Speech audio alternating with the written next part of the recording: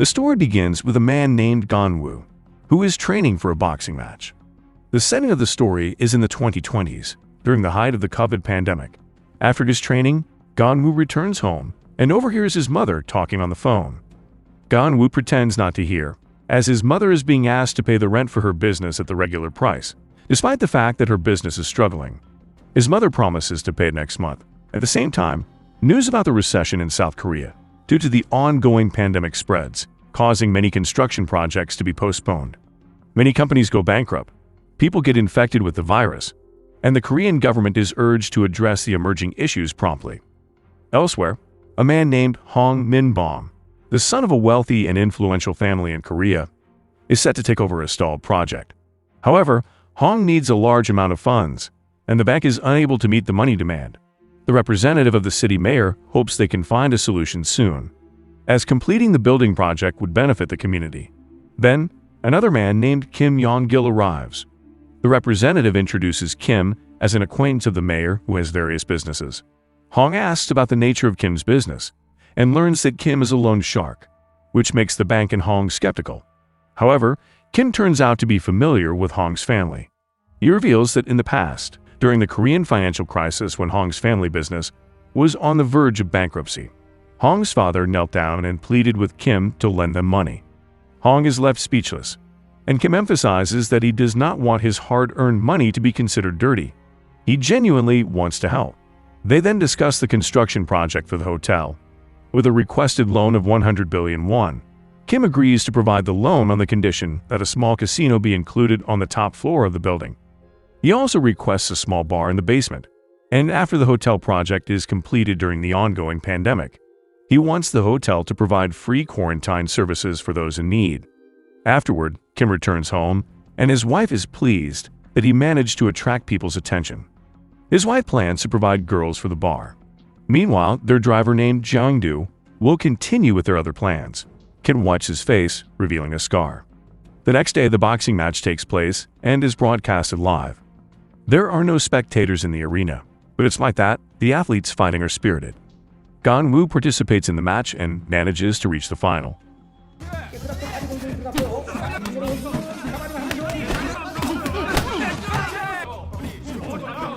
Where he faces a boxer from the red team named Woo-jin. The coach warns Woo-jin to be cautious of Gun-woo's left punch, but Woo-jin doesn't take it seriously. The match begins, but Woo-jin disregards his coach's advice. Gun-woo's left hand lands a powerful blow, causing Woo-jin great pain. The match continues and Woo-jin becomes more challenging, deceiving Gun-woo and making him fall. However, it was all part of Gun-woo's plan. When Woo-jin challenges Gun-woo to hit him, Gun-woo's speed overwhelms Woo-jin, causing him to lose instantly. The game comes to an end, and Woo-jin regrets ignoring his coach's advice, feeling that he has tarnished his honor as a Marine.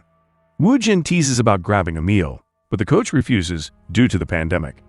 He only gives them money and leaves. As Woo-jin is about to head home, Gun-woo approaches him and invites him to be together. Woo-jin feels that Gun-woo pities him and declines the offer. Gun-woo intends to go home, but Woo-jin finally approaches him and suggests they chat. He offers to treat Gun-woo to a meal with the money he received from the coach earlier. Gun-woo reveals that most of his prize money is for his mother. Woo-jin adds the money given by his coach to ensure they can have a meal together. At the restaurant, Woo-jin asks about the strength of Gun-woo's left hand, and Gun-woo admits that both his hands are equally strong. This makes Woo-jin feel that Gun-woo is arrogant, but as they engage in conversation, they start getting to know each other better. Gun-woo shares his story of working at a restaurant because his father was unjustly fired, and now he works as a delivery man. On the other hand, Woo-jin's father is a national boxing athlete, but they are not close to each other because his father is never satisfied with Woo-jin's efforts. His father sets his own standards for Woo-jin, as he achieved medals at the same age as Woo-jin. Eventually, Gun-woo realizes that Woo-jin is older than him.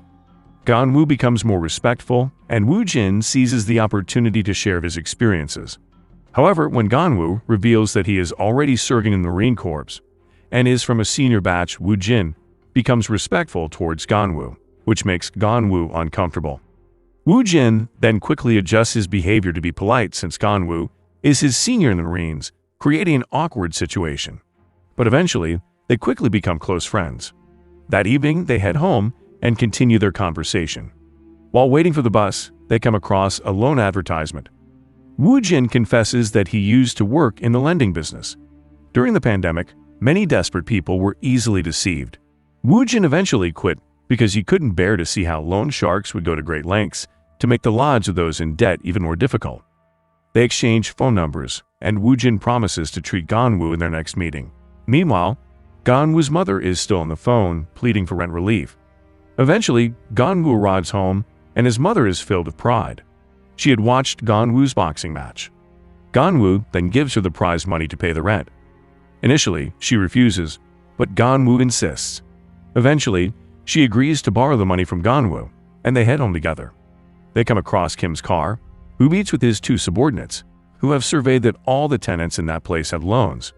One of his subordinates, named Jun-min, who is in charge of finding targets, is ready to quickly take action to generate a large sum of money. The next day, Kim's henchmen, led by Jun-min, divided their tasks and visited several tenants in the area.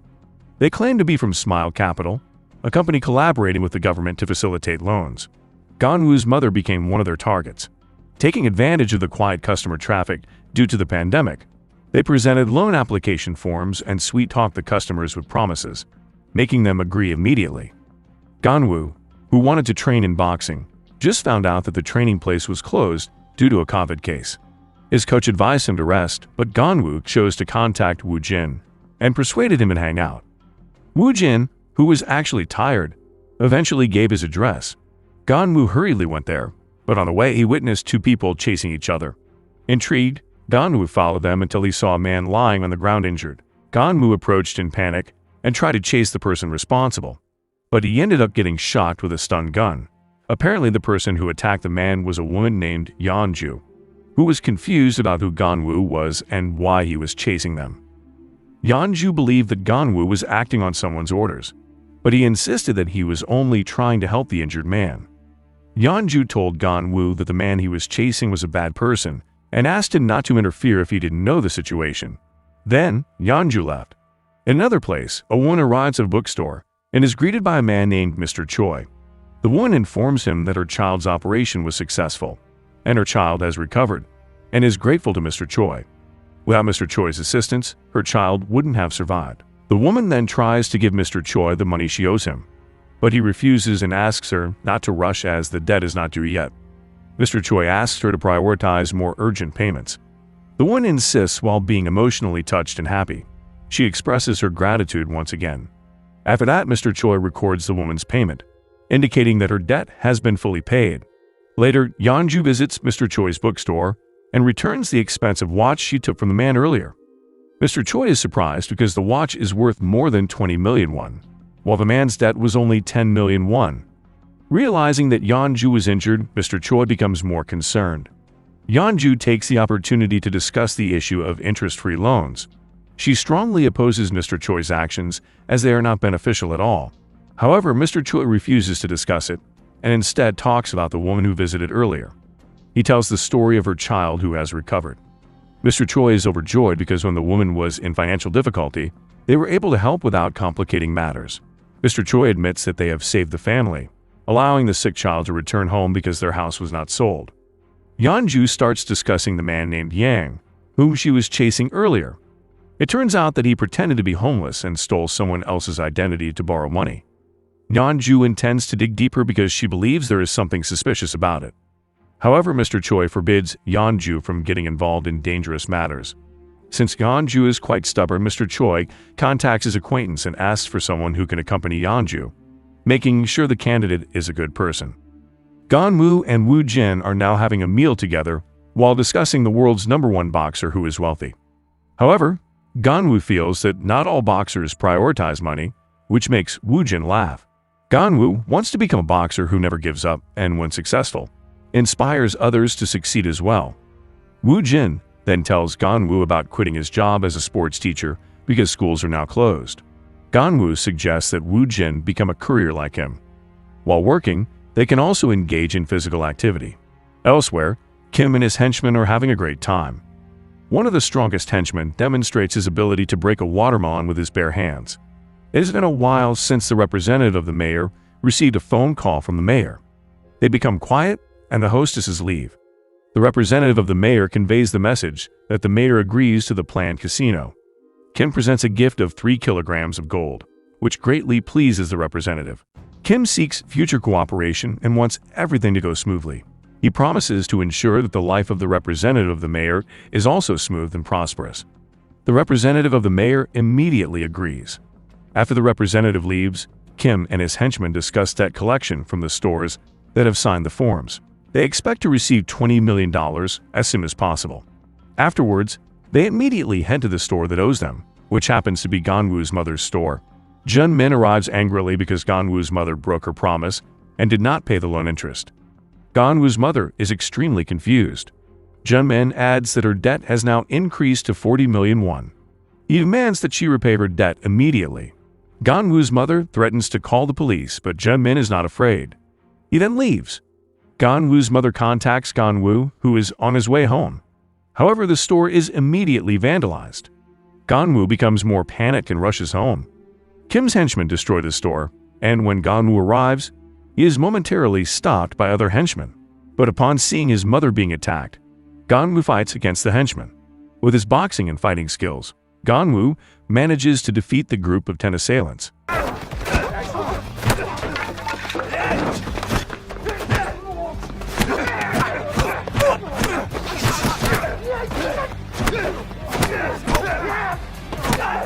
His mother is saved. Gun-woo wants to attack Jun-min, who is now scared. However, Jun-min provokes him further when Kim appears. Kim explains that Gun-woo's mother borrowed money from them, and he wants her to repay her debt. Gun-woo insists that Kim should first pay for the damage to his store. However, Kim refuses and orders his strongest henchman to fight Gun-woo. Gun-woo engages in a fight with an opponent who is stronger than him. Gun-woo's punches fail to bring down the henchman, and instead, Gun-woo himself is defeated. Gun-woo continues to fight back, but it proves futile. Jun-min restrains Gun-woo's mother, who tries to intervene. Gun-woo is defeated, and Kim approaches him. Kim offers Gun-woo the opportunity to become his henchman, but Gun-woo spits in response. In retaliation, Kim pins Gun-woo down and slashes his face with a knife. In episode 2, Gun-woo is taken to the hospital, and his worried mother anxiously waits. Fortunately, Gun-woo receives treatment and is successfully treated. Gun-woo reassures his mother and invites her to leave. The next day, Gun-woo gets his wound treated again. He is offered the option to remove the scar, but he declines due to the presumed high cost. Afterward, Gun-woo approaches Woo-jin, who is also upset about the incident. Gun-woo receives 30 stitches, and Woo-jin suggests reporting the incident to the police. However, Gun-woo remembers Kim's threat that his mother will be killed if they report to the police. While reviewing the loan contract, Woo-jin discovers something suspicious. It becomes clear that Gun-woo's mother was deceived, as the information regarding the exorbitant interest rate of 10% per week is written in very small letters. The loan amount quickly multiplies, reaching a total of 100 million won. Gun-woo is left with no choice but to repay the loan, or else his house will be taken away. However, Gun-woo doesn't have the money. Learning about this, Woo-jin invites Gun-woo for a meal at a place he frequents and knows well. While waiting for the food to arrive, Woo-jin makes a phone call to his acquaintance.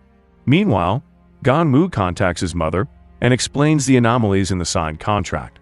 Gun-woo assures his mother that his wound is healed and tells her not to worry, emphasizing that it's not their fault. As the food is served, Gun-woo intends to call Woo-jin, but overhears Woo-jin talking on the phone, seeking assistance from his acquaintances to borrow money. Gun-woo is touched and decides not to call. He didn't expect Woo-jin to be such a kind person. Later, Woo-jin appears, and they start eating together. After finishing the meal, Woo-jin invites Gun-woo to his workplace. There's a friend of his who is a moneylender and is willing to lend 100 million won. However, this friend is quite harsh with Woo-jin for disappearing without a word. But Woo-jin remains calm. Woo-jin explains Gun-woo's problem of being trapped in a loan with Smile Capital, which his friend is aware of as a large company. The friend is willing to help, but on the condition that Woo-jin works for him again as a moneylender, just like before. They can generate even more money, especially in the current difficult financial situation many people are facing.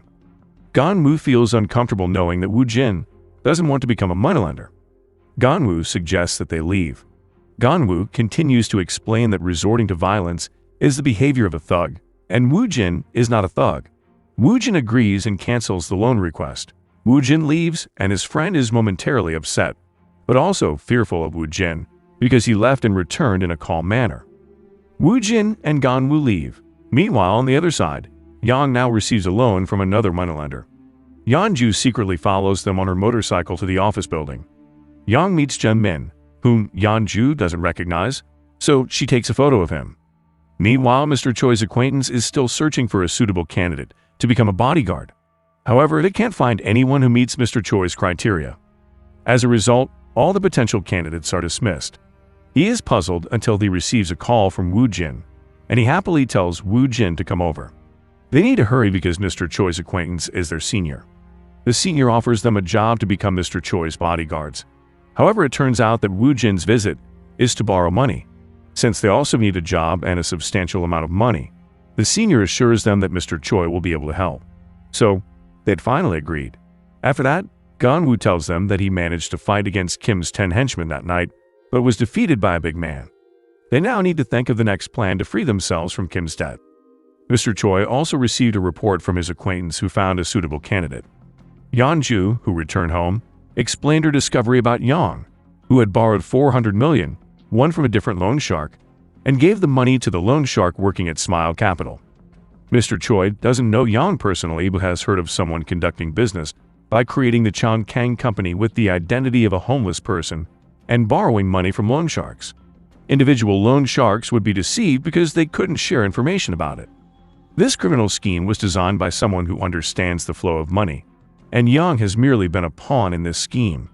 Yeonju is confused as to why Mr. Choi remains silent. Most of these loan sharks used to be Mr. Choi's former subordinates, but Mr. Choi believes that his ex-subordinates, who have become loan sharks, can handle their own problems.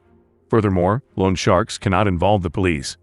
Mr. Choi doesn't want to get involved in that world again. Mr. Choi then says he will provide a bodyguard for Yeonju, but Yeonju immediately refuses the offer. Meanwhile, in another location, Kim is playing golf accompanied by Jang-do. He questions why Hong hasn't provided any information yet. Kim assures Jang-do that Hong will agree to work with their project once approached. The next day, Mr. Choi, who has already received information about Gun-woo and Woo-jin from his assistant, is pleased to learn that they are boxers with good stamina, especially considering Woo-jin's previous experience in the lending industry. However, Mr. Choi wants to meet Gun-woo first. Gun-woo and Woo-jin arrive at a Japanese restaurant, where an employee named Hwang welcomes Gun-woo to meet Mr. Choi. Woo-jin feels awkward and observes his surroundings. Gun-woo then faces Mr. Choi, but he is unable to relax. Mr. Choi initiates a conversation about the injury on Gun-woo's face, which Gun-woo admits was caused by dealing with loan sharks. Mr. Choi explains Gun-woo's task as a bodyguard. There are many awkward moments as Gun-woo is not skilled at initiating conversations. Mr. Choi asks about Gun-woo's life and his desire to become a boxer because he wants to be strong. Gun-woo reveals that he used to live with his father, but when things didn't go as expected, his father started drinking heavily and physically abusing his mother. Mr. Choi also shares his own difficult life experiences. The poverty he endured drove him to work hard and achieve success. As a result, he is determined to help those who struggle to afford medical treatment by providing loans. After the conversation, Gun-woo returns home feeling confident that everything will go smoothly since Mr. Choi talked a lot. Woo-jin becomes even more excited, while Mr. Choi doesn't particularly like Gun-woo's demeanor, but acknowledges that he is a good person. Mr. Choi instructs his subordinate to prepare 100 million won in cash, because Gun-woo will likely need it soon. As Gun-woo, Woo-jin, and Gun-woo's mother have dinner together, Gun-woo's mother expresses her gratitude to Woo-jin for his tremendous help and how he doesn't make a fuss about it. She considers Woo-jin not only Gun-woo's friend but also a member of the Marine Corps. Suddenly, there is a knock on the door, and Mr. Choi's assistant arrives, handing Gun-woo 100 million won, leaving him completely shocked. Gun-woo is grateful beyond words and expresses his heartfelt appreciation.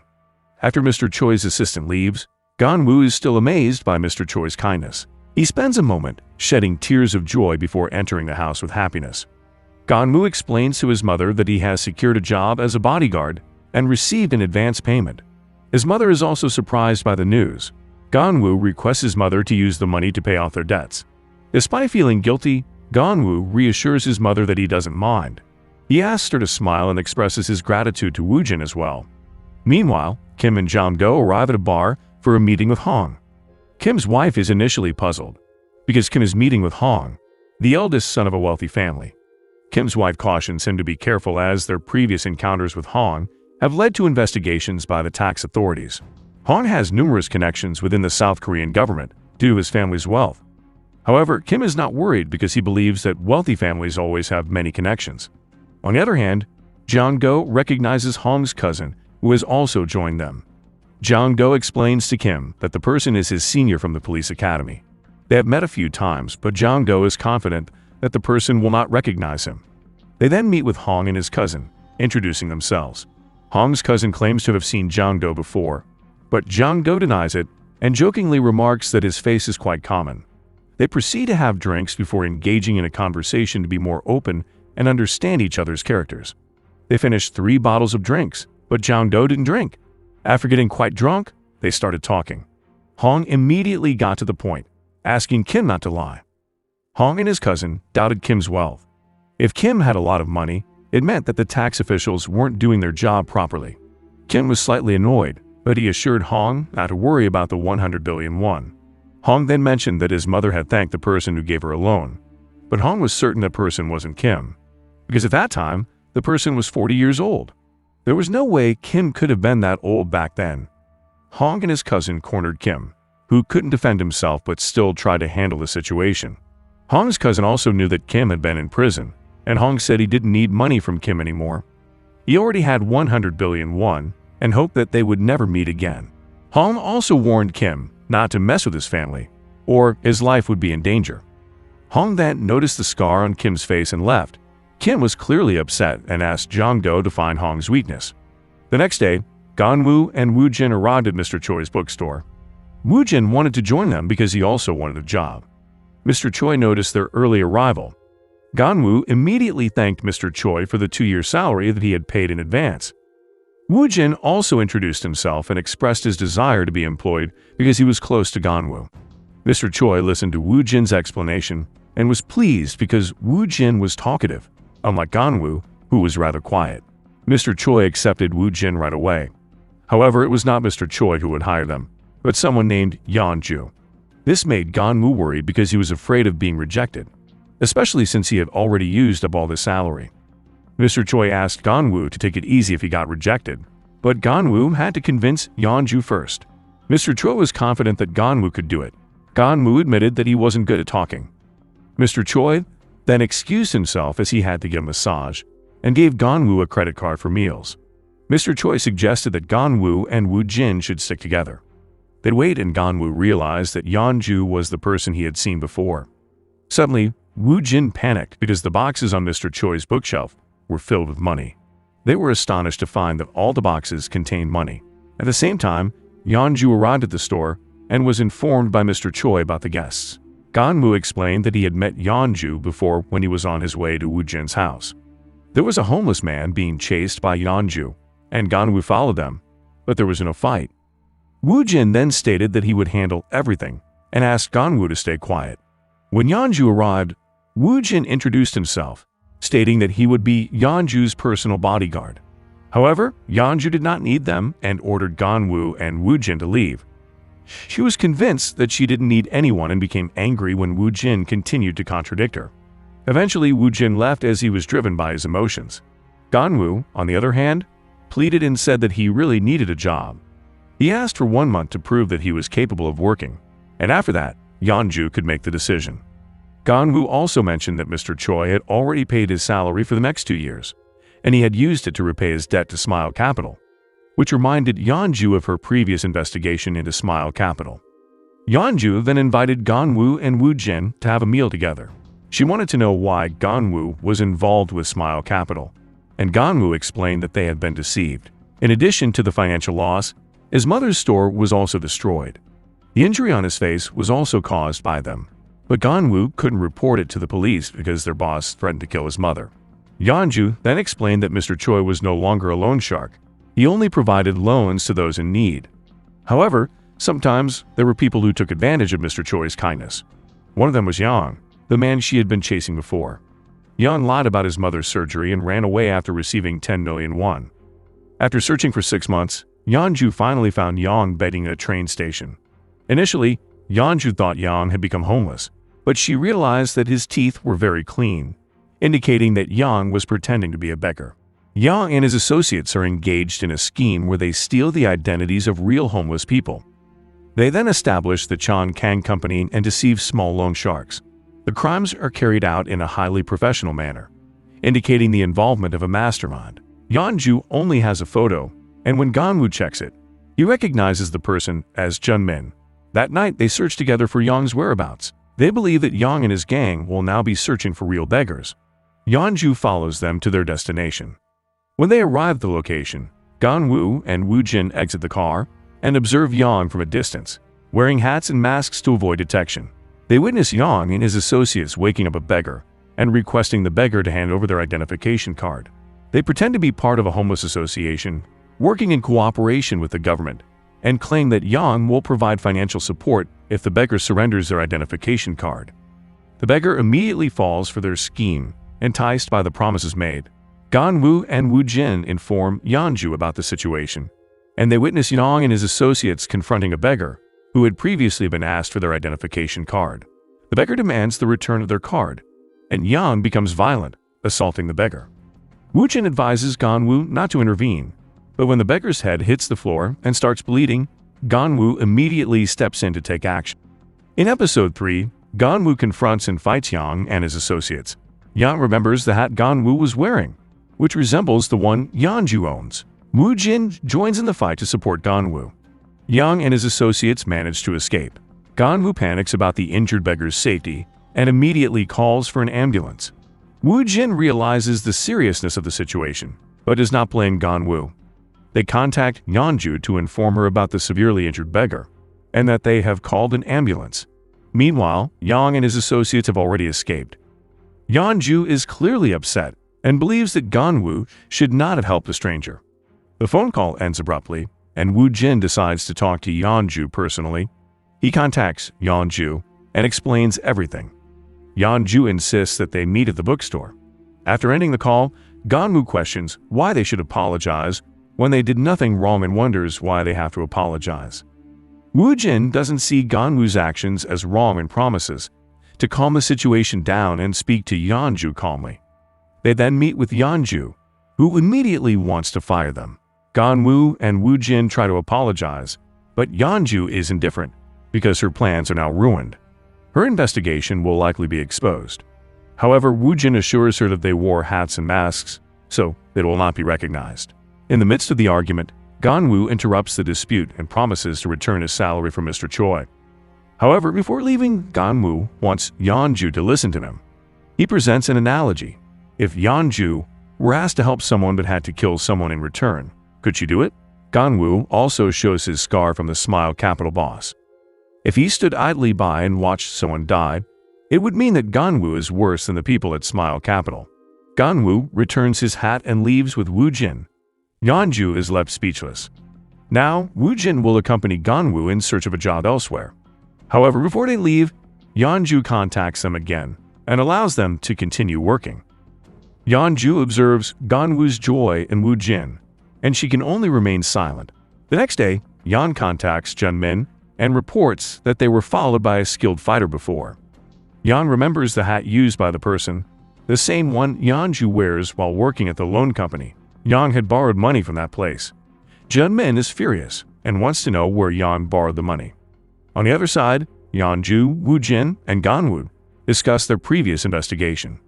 The identity theft of beggars to deceive the loan sharks is quite concerning. Each identity can obtain a loan of 50 million won. Yeonju has a plan to track down Yeon, who deceived the loan sharks. They will take advantage of the commissions given by the loan sharks and become rich quickly. However, they notice the arrival of Jun-min and Yeon. Yeonju doesn't know how those people found out, and she immediately locks the store. Jun-min and Yeon are in front of the bookstore, and Yeon admits that he had borrowed money from that place when the owner was still a big loan shark. Upon further inspection, Jun-min realizes that the door of the bookstore is different from the neighboring shops. Jun-min suspects that the bookstore is a front and holds a significant amount of money, requiring heavy equipment to break in. Unable to enter, they eventually leave. Gun-woo and Woo-jin make sure that they are not being followed by anyone. Yeonju is still confused, and rightfully so. If Yang is following them and seeking revenge, he should bring a large force considering the formidable fighting skills of Gun-woo and Woo-jin. They will explain how Yang found out about the bookstore. Continuing the conversation, Yeonju remembers that Yang had come to borrow money, and Woo-jin is convinced that Yang realized their connection to the bookstore. Gun-woo suddenly realizes something. He uses Yeonju's hat, and he remembers Yeonju wearing that hat before. If they knew about the bookstore because of the hat, it's unclear why they kicked the door. Then Mr. Choi arrives with his assistant, looking quite panicked. Mr. Choi is aware that someone came, and Gun-woo immediately apologizes, explaining their previous task of tracking down Yang. The loan sharks are eager to capture Yang, and Yeonju believes they can catch him. She plans to sell Yang to the loan sharks. However, Mr. Choi disagrees and expresses his disappointment. Yeonju is disappointed with Mr. Choi as well, knowing that he could have stopped the crime but chose to remain silent. Yeonju asks Gun-woo to remove the bandage on her arm and explains the wickedness of the people behind Yang if they are allowed to continue. They will continue to threaten and oppress the weak. Mr. Choi's efforts to help the poor become useless because the money will eventually be taken by evil individuals. If Mr. Choi wants to help the poor, he should have captured Yang first. Gun-woo then mentions that the person who injured his face was the boss of Smile Capital, but Gun-woo doesn't know his name. What Gun-woo remembers is a scar on the face of that person. Mr. Choi then instructs the others to go home. He seems to know something. He asks his assistant to gather information about Kim, who seems like the one who's leading Smile Capital. After that, Gun-woo, Woo-jin, and Yeonju go out to eat together, trying to get acquainted and know each other better. Gun-woo and Woo-jin then inquire about Mr. Choi, and Yeonju admits that he is not her grandfather. Yeonju tells her story of having spinal cancer at the age of 8, and after recovering, her father passed away when she was 10. Yeonju ended up living in an orphanage, but she didn't feel comfortable and decided to run away. Her life was very difficult, and she had to work and struggle to survive at a young age. So she returned to the orphanage, where Mr. Choi was the owner. Mr. Choi built the orphanage for the sake of goodness and showed special care for Yeonju, who even suspected him of being a perverted man. But Yeonju realized that Mr. Choi was genuinely sincere. Yeonju then learns many things that she couldn't do before thanks to Mr. Choi. Gun-woo, although he hasn't known Mr. Choi for long, knows that Mr. Choi is a good person. Yeonju was also taught by Mr. Choi that one way to assess someone's character is by doing good deeds. If the person responds with kindness, it means they are a good person. But if they take advantage of it, it means they are a bad person. Elsewhere, Kim has planned to earn 100 billion won per year from the casino located above Hong's hotel. He intends to record the officials enjoying themselves and then blackmail them. After that, they will frame Hong by implicating him in illegal gambling in South Korea. This way, the hotel building will become theirs. But now they need money urgently, so that Hong will be willing to borrow money from them. At least they still need 50 billion won more. Meanwhile, Hong is on his way to a car wash. However, when he enters, the place is locked, and Kim's henchmen immediately take action. Hong is confused and asks to be let out, but instead, he is beaten up by another henchman. Hong tries to leave, but it's futile. Jang-do and Kim's strongest henchmen have arrived and approached the terrified Hong.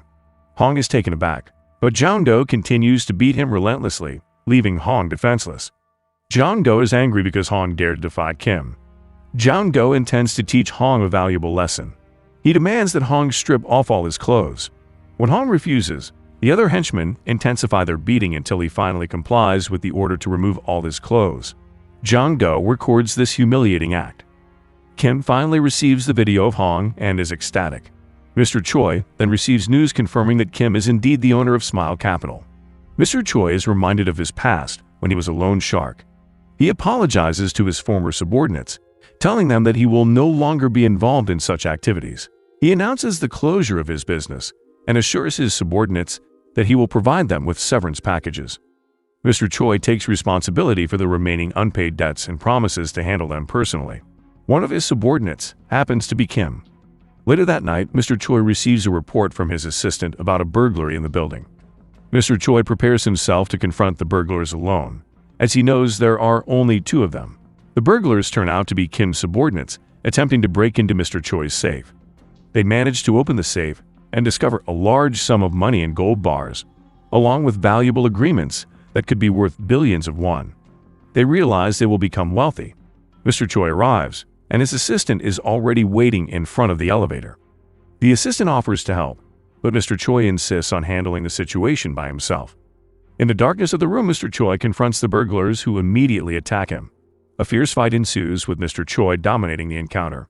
He wants to know who sent the two burglars, but then Kim arrives with a knife and repeatedly stabs Mr. Choi. Despite his injuries, Mr. Choi struggles to fight back. Kim tries to exploit Mr. Choi's weaknesses, but Mr. Choi continues to resist, even attempting to stab Kim, resulting in a wound on his face. His subordinate intervenes, and Kim orders him to kill Mr. Choi, leading the subordinate to throw Mr. Choi out of the building. The subordinate becomes frightened by his own actions, having just committed murder, but Kim tries to calm him down. They must quickly gather the loot and leave. Kim shows no remorse and proceeds to pour gasoline, intending to set the building on fire. However, the subordinate is surprised to find that Mr. Choi has disappeared. They leave the scene, and Kim sets the building ablaze. Mr. Choi and his assistant then go to meet Yeonju. Mr. Choi advises Yeonju to stay away from Yang and his gang, as they are killers. Mr. Choi also expresses his intention to relocate the bookstore. He explains that he is getting older and no longer possesses the strength and courage to fight like he used to. Mr. Choi wishes to spend the remainder of his time in a peaceful and tranquil manner, and he wants to leave his legacy to Yeonju. Yeonju embraces Mr. Choi in response. Meanwhile, Kim, after retrieving the items from the safe, drives off in a luxurious car towards a container with his strongest subordinates. All of Kim's accumulated assets are stored there, consisting mainly of gold bars, as they are easily liquidated and can be carried without being traced by the government. This is something that Mr. Choi once taught him. The safe in the container is now filled with 78 gold bars, each weighing 7 kilograms. If their initial plan fails, they can escape to Vietnam and bribe the government with the gold they possess. They will be able to live like kings wherever they go. Kim also considers his strongest subordinate as a brother and states that he is the only person he can trust. The next day, when Woo-jin and Gun-woo take Yeonju out for a meal, they are surprised to find their regular spot in disarray. The owner confesses that they are in debt to loan sharks, and earlier they were violently harassed for payment. Woo-jin tries to calm the owner down and assures them that they will find a solution. Woo-jin contacts a friend to borrow money and cover the debt from Smile Capital. However, the friend declines to get involved, as they have recently been deceived and do not have enough funds. Woo-jin immediately reports this to Yeonju, and she is convinced that Yang, who works for Smile Capital, is the one who deceived their friend. Gun-woo suggests capturing the wrongdoer, but Yeonju recalls Mr. Choi's prohibition. Woo-jin agrees, suggesting that they at least capture Yang and sell him to the loan sharks. They can then distribute the proceeds to help the restaurant owner repay their debt. They become a team, but Yeonju is not particularly interested in becoming too close-knit. Gun-woo and Woo-jin arrive at Yang's location along with Yeonju, but Yang's accomplice becomes suspicious when they notice a car parked nearby with no one getting out. They believe it's the person who had been tailing them earlier. They quickly contact Jun-min for assistance. Gun-woo, Woo-jin, and Yeonju wait, growing sleepy, until the criminals are picked up by a car and leave. Feeling safe, they follow behind until they reach a particular location. Gun-woo and Woo-jin exit the car while Yeonju waits inside. However, their arrival was expected by Yang, who provokes them. Yeonju observes the other accomplices entering the basement. They are trapped, and Yeonju reaches out to Mr. Choi for help. Meanwhile, Gun-woo and Woo-jin find themselves surrounded with no escape route except to fight. They brace themselves to face the daunting task of fighting against 30 opponents. In Episode 4, a man named Lee receives a call from Mr. Choi and leaves his sleeping wife behind. Meanwhile, Jun-min realizes that their opponent is Gun-woo and asks Yang and his two friends to find Gun-woo's address. On the other hand, Gun-woo and Woo-jin face dozens of opponents with empty hands. As skilled boxers, Their abilities cannot be underestimated. Although it is impossible to avoid all the attacks, they are able to fight back.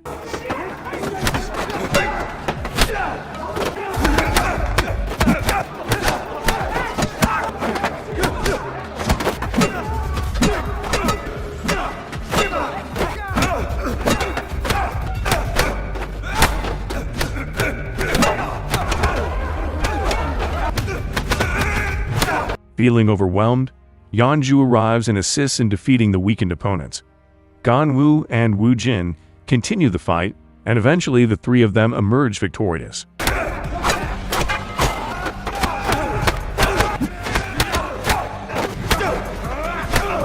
After all their opponents are defeated, they leave the scene. Meanwhile, Gun-woo's mother becomes aware that someone has entered their home. At first, she thinks it might be Gun-woo, but she senses something suspicious. Gun-woo's mother is then drugged and taken away by Yang and his two accomplices. However, Won arrives and confronts them, leaving only two armed individuals. Won refuses to back down and continues to fight.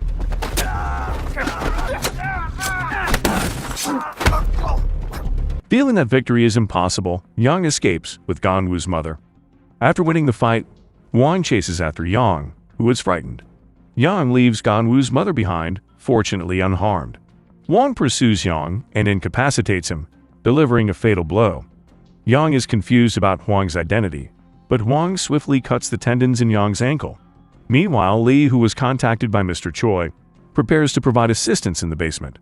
However, upon witnessing the fight coming to an end and seeing the criminals in pain, Lee changes his mind. He briefly stops another person from intervening and then leaves the scene. Gun-woo, Yeonju, and Woo-jin now tend to their injuries. Gun-woo's mother contacts them, appearing fearful, and hands the phone to Mr. Choi. Gun-woo, Yeonju, and Woo-jin immediately head to Mr. Choi's house. Gun-woo's mother has been secured, and it is uninjured. She expresses concern for Gun-woo, who is badly beaten. Mr. Choi then requests to speak with the three of them. Mr. Choi is visibly angry and afraid of losing Yeonju, as she is his only family. For now, Mr. Choi asks them not to get hurt anymore. He and his subordinates will take care of the next steps. Mr. Choi believes that everything will come to an end if someone dies. Gun-woo and Woo-jin are instructed to leave. Mr. Choi continues expressing his anger towards Yeonju, warning her not to engage in dangerous activities again. Mr. Choi also asks for Gun-woo's mother to be transferred to the orphanage, as it is a relatively safe place for now. After Yeonju leaves, Mr. Choi discusses Kim with Hwang, who had saved Gun-woo's mother earlier. The issue with Kim should have been resolved long ago, so now they will take care of him. They plan to investigate Kim's subordinates first.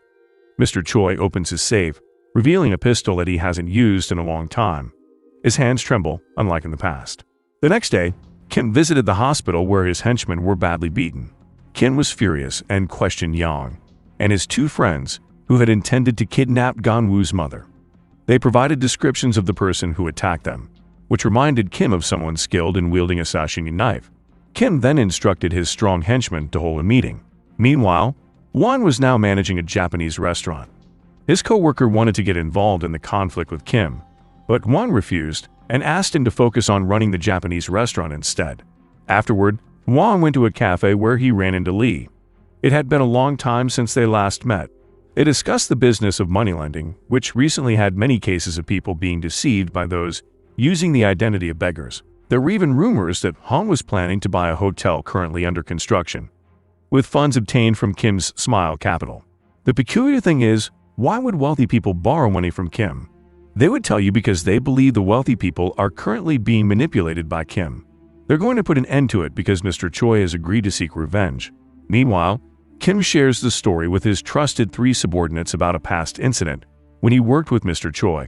There was an underling who was a knife expert. There was a company that borrowed 10 billion won from Mr. Choi, but they refused to pay it back. They had a big gangster, and Mr. Choi's knife expert underling took care of the gangsters. Therefore, while getting rid of Mr. Choi, he and his strongest subordinate are trying to eliminate the knife expert, because Kim is also afraid. Kim seeks assistance from another criminal group to get rid of the knife expert, but he fails to capture the two most important individuals. Those two knife experts are actually the most formidable. However, what Jun Min saw in the basement before doesn't seem to be them. and they believe the woman who appeared is the owner of the bookstore. Kim suspects that in Mr. Choi's bookstore, there is 50 billion won that would be enough to cover their funding shortfall. Kim is very pleased and plans to drain all of Mr. Choi's assets in that bookstore. Meanwhile, Gun-woo and Woo-jin arrive at the orphanage, where Gun-woo's mother will temporarily stay. On the other hand, Lee is searching for information about Kim through his acquaintances, and it turns out that Kim ordered Jang-do to threaten Hong at the car wash in a very brutal manner. Only Kim would do such a wicked thing to a wealthy person. After that, they gather information about Kim's subordinates and make a plan. Most of Kim's trusted subordinates know each other because they were in the same prison. One of them is Jang-do, a former police officer who was expelled due to sexual violence. Jang-do, who knows how the police operate, helps Kim avoid investigations. They will target Jang-do and Jinmin first. Mr. Choi also advises them to be cautious because there is one more subordinate who is the strongest and once threw him out of a window. They haven't obtained information about the strongest subordinate yet. As for the money in the bookstore, they need to retrieve it quickly. Two of Mr. Choi's subordinates suggest sending Gun-woo and Woo-jin because they are running short on time and manpower. Furthermore, when they were in the basement earlier, Lee saw Gun-woo, Woo-jin, and Yeonju defeating 30 people. By the time he arrived, everything was already over. This means that the three of them are not ordinary kids. At Mr. Choi's house, Gun-woo's mother prepares dinner for Gun-woo, Woo-jin, and Yeonju. Mr. Choi then sends a message for Yeonju to retrieve all the money from the store the next day. Meanwhile, Lee manages to obtain information about Jinmin's whereabouts. In the early hours of the day, Yeonju, Gun-woo, and Woo-jin get ready to retrieve all the money from the store. They bring 2 cars with them. Mr. Choi observes from a distance, feeling quite worried. Upon reaching the store, they immediately move forward. However, Jang-do follows them and sees Gun-woo, Yeonju, and Woo-jin entering the store. Since it would take time if they took the money individually, Gun-woo and Woo-jin decide to take a trolley. This leaves Yeonju alone, packing and keeping an eye on the movements outside. While checking the CCTV, Yeonju unexpectedly spots Kim's strongest subordinate approaching Gun-woo and Woo-jin. Yeonju rushes to warn them, but Jang-do confronts and attacks her. Yeonju doesn't have a chance to fight back and gets electrocuted. Meanwhile, Gun-woo and Woo-jin now have to face Kim's powerful subordinate whom Gun-woo mentioned before. They attempt to fight against the 2-on-1 battle. However, the fight is still dominated by Kim's subordinate, who thoroughly enjoys the confrontation.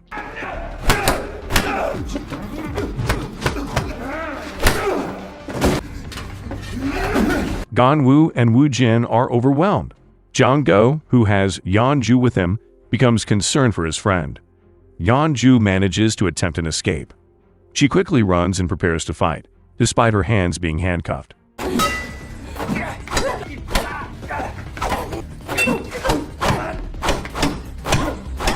Eventually, Yeonju emerges victorious in the battle. Gun-woo and Woo-jin are still facing Kim's subordinates. In fact, Woo-jin is almost killed with a shovel, but Gun-woo delivers a powerful blow, saving him. Yeonju also breaks free and handcuffs Jang-do in return. Meanwhile, Gun-woo and Woo-jin successfully defeat Kim's strongest subordinate. They proceed to attempt to restrain the subordinate. Afterwards, Yeonju arrives and urges them to hurry. However, Jang-do, whom Yeonju handcuffed, manages to escape. They continue moving the money. Meanwhile, Kim receives news from Jang-do, who claims to be badly injured and requests permission to go to the hospital. However, Kim becomes furious and refuses to grant permission. Kim wants Jang-do to clean up the mess before leaving. Kim doesn't care about the injuries Jang-do has sustained. Jang-do can contact other subordinates and kill their opponents. If not, Jang-do will be killed by Kim. Jang-do agrees and decides to call other subordinates to come. Meanwhile, Gun-woo, Yeonju, and Woo-jin gradually start moving all the assets. All the cash has been loaded into the car. However, there is a valuable briefcase that contains billions of dollars that they need to take as well. Gun-woo heads to the car first, while Woo-jin and Yeonju start moving the gold and dollar bills. Other members of Kim's gang arrive and head towards the bookstore. Gun-woo becomes extremely anxious. Finally, Woo-jin and Yeonju manage to carry 2 heavy bags. But as they try to continue their journey, another car blocks their path. They communicate with each other, and Gun-woo follows the departure of Yeonju's car. The members of Kim's gang chase after them, but Gun-woo's car can't accelerate due to its full load. Yeon-ju gives a signal and lets Gun-woo go ahead. Yeon-ju also tries to hinder the pursuing gang members, causing one of the cars to crash, and they continue the pursuit. Gun-woo and Yeon-ju enter a tunnel and continue to block the gang members' cars. Gun-woo starts to panic, and at the right moment, one of Kim's gang cars overtakes them and blocks their path. Yeon-ju tries to push it away. The enemy car ends up overturned, but it also obstructs their way. Gun-woo becomes more worried as Yeon-ju's car loses power and the engine dies. Woo-jin and Yeon-ju then exit the car and carry the bags containing the gold before leaving. Gun-woo takes out the money from the box and prepares a spot for Yeon-ju and Woo-jin. The members of Kim's gang are now chasing them. In episode 5, Yeon-ju and Woo-jin are being chased by Kim's subordinates. They find it difficult to run quickly because they are carrying heavy gold. Gun-woo leaves behind some boxes of money. Yeon-ju and Woo-jin finally decide to abandon their gold in order to run faster. Gun-woo is ready to provide a safe place. As soon as Yeon-ju and Woo-jin manage to get into the car, Gun-woo starts driving. Kim's subordinates are unable to catch up anymore. In another location, Mr. Kim and Won realize that many people have ended up trapped in debt with Kim. From ordinary individuals to public figures, Mr. Choi's story is told that Kim had claimed to be a former convict. However, Kim promised to start a new life and begged to work with Mr. Choi. But instead, Kim deceived, attacked, and took their wealth. Mr. Choi had to go into hiding until he heard that Kim was running businesses using his money. Mr. Choi desperately wants to get rid of Kim, but he lacks the courage to confront him for fear of losing his loyal subordinates. Won feels that Mr. Choi always tries to protect him like family. Won is willing to risk his life for Mr. Choi if necessary.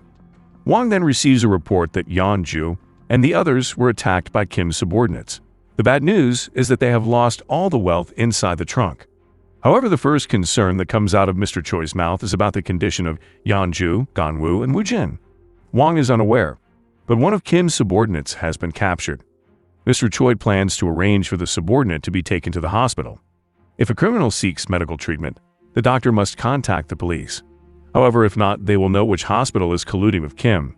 Meanwhile, the strong subordinate of Kim manages to escape and attempts to flee. Despite being in pain, he survives, and Lee turns out to be there secretly following the situation. Afterwards, Yeon-ju and the others return with the money they managed to save. They meet Mr. Choi, who immediately asks about Yeon-ju's condition. Yeon-ju claims to be fine. Mr. Choi doesn't care about the loss of wealth. He is only concerned about Yeon-ju getting hurt, which makes Yeon-ju feel sad, but determined to insist that she is okay. In fact, after losing a significant amount of wealth, Mr. Choi cares more about their safety. Meanwhile, the strong subordinate of Kim is taken to the hospital, and Lee observes the hospital. The next day, Kim receives news that his strongest subordinate is severely injured, to the point of a ruptured eardrum. For now, Kim wants Jang-do to check the car that carried the money from the bookstore and track its whereabouts. But according to Jang-do, it requires cooperation with the police and will take a long time. Kim doesn't care. He wants the car's location tracked as soon as possible, even if it means spending money. Meanwhile, Jun-min is tasked with finding out the owner of the bookstore and obtaining their address if it is indeed Mr. Choi. After Jun-min left, Kim had a conversation with Jang-do and wanted to know the reason why their strongest subordinate intentionally left. Kim believed that their opponents had a plan, so for now they needed to reinforce their forces at the hospital because Kim was convinced that their enemies were searching for them. After that, Jun-min had to be monitored because Kim believed that someone from their opponents would surely follow Jun-min. On the other hand, Gun-woo, who had finished exercising, was approached by Mr. Choi to discuss Yeon-ju. Mr. Choi believed that Yeon-ju was a lonely child, but tried to cover it up by acting cold. However, since getting to know Gun-woo and Woo-jin, Yeon-ju became more cheerful. Mr. Choi was very grateful. Mr. Choi decided to repay Gun-woo's 2 years' worth of salary, which he had previously paid in advance, as a token of appreciation for Gun-woo's efforts in saving his money at the bookstore. Now Gun-woo no longer owes anything to Mr. Choi, and Mr. Choi suggests that Gun-woo should open a goods store for his mother with Mr. Choi fully investing in it. Gun-woo is very grateful, but insists on helping capture Kim until the end. Mr. Choi refuses, but Gun-woo insists on assisting until everything is resolved. Afterward, Gun-woo and the others have a meal together with Wong at his restaurant.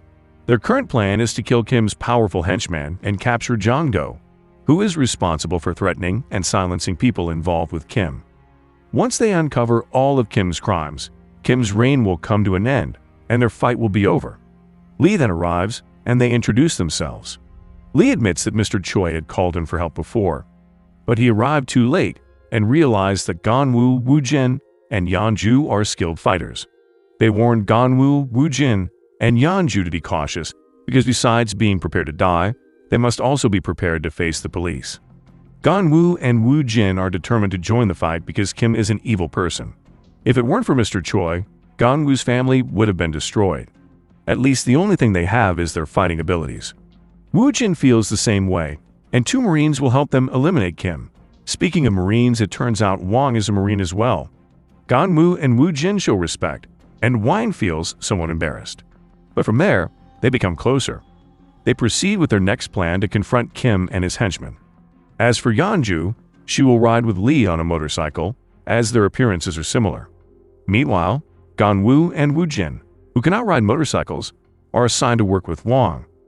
The training begins. Yeonju buys a new motorcycle and is taught fighting techniques from the motorcycle. Gun-woo and Woo-jin are also taught knife techniques. Even though they don't use knives, they can at least read the movements of someone using a knife. The day of the plan arrives. Gun-woo and Woo-jin observe from the car, while Lee is in the basement of Jun-min's residence. However, while Lee is in hiding, he receives a call from his wife. Lee is confused but ignores the call. Just then, Jun-min, their target, arrives, and they immediately spring into action. Lee approaches Jun-min on the motorcycle and slashes his throat. The other henchmen of Kim panic. As Lee is about to leave, his motorcycle is hit by a car. Lee is attacked, but then Yeonju arrives and beats up Kim's henchmen. Lee manages to fight back, and after winning, they leave. Gun-woo and Woo-jin receive news that Yeonju's mission has been successful. Now it's time for them to leave. They put on masks and head towards the hospital building. They catch a glimpse of Jang-do in the elevator, so they hurry to the emergency stairs, going to the same floor as Jang-do's destination. When they arrive on the intended floor, Gun-woo and Woo-jin immediately stop Jang-do. They briefly encounter hospital staff and other henchmen of Kim, but they manage to overcome them. The targeted Jang-do is unable to fight back, and they quickly take him away. Mr. Choi receives a report about their success. Currently, Jang-do is being brought to Lee's store. Gun-woo and Woo-jin are asked to fetch some salt water. Yeonju is already waiting. However, she's uncertain whether Jun-min has been killed or not. Meanwhile, Lee and Wong tie up Jang-do. Mr. Choi contacts them and asks Yeonju to come and see as well. As for Kim, upon receiving the report, he immediately checks the hospital CCTV. However, they don't know who is transporting Jang-do, as his face is not clear. Meanwhile, Jun-min is still alive, but not fully conscious, receiving medical treatment. They will also search for the person who attacked Jun-min. Gun-woo, Woo-jin, and Yeonju approach Jang-do with the salt water. Jang-do, who is being held captive, will be further interrogated. Yeonju is instructed by Mr. Choi not to leave. Lee and Wong immediately start interrogating Jang-do. If he doesn't answer, they threaten to harm him and pour salt water on him. The pain will intensify if he doesn't quickly answer their questions. Yeonju, unable to bear it, starts to vomit. Shortly after, Mr. Choi arrives. Yeonju is frustrated and questions Mr. Choi for asking her to witness it as well. Mr. Choi confesses that there is something he wants to teach her, because he believes that it won't all end until someone dies. He cannot guarantee that he will live longer. However, Yeonju is still emotional and decides to leave. Mr. Choi then talks to Gun-woo and asks him to protect the others if they have to face Kim. Gun-woo agrees, and Mr. Choi tells him that a strong organization is built on trust. If they want to destroy it, they must break that trust. Finally, Jang-do surrenders and agrees to cooperate. Mr. Choi directly explains the character of Kim to Jang-do. Mr. Choi knows Kim very well, a cruel person who can also charm others, including Jang-do. However, Jang-do knows that Kim will never have empathy and only wants his own desires fulfilled. Kim is a manipulative individual who exploits others' emotions, yet many people are on Kim's side because of money. Jang-do receives a salary 5 times higher than that of a large corporation. But Mr. Choi believes that the reason Jong-do is working for Kim is because Kim will never exploit him. Jong-do is confident that he won't be defeated by Kim. However, according to Mr. Choi, if Kim has a reason to kill Jong-do, then Jong-do will immediately flee abroad. And if Mr. Choi sends Kim a current photo, stating that Jong-do has revealed all the information, then Kim will quickly believe it. There is a strong reason why Kim must kill Jong-do immediately. If they delay, Jong-do won't be able to escape because Kim has many connections with various organizations. Jong-do becomes extremely fearful, feeling trapped and unwilling to die at the hands of Kim.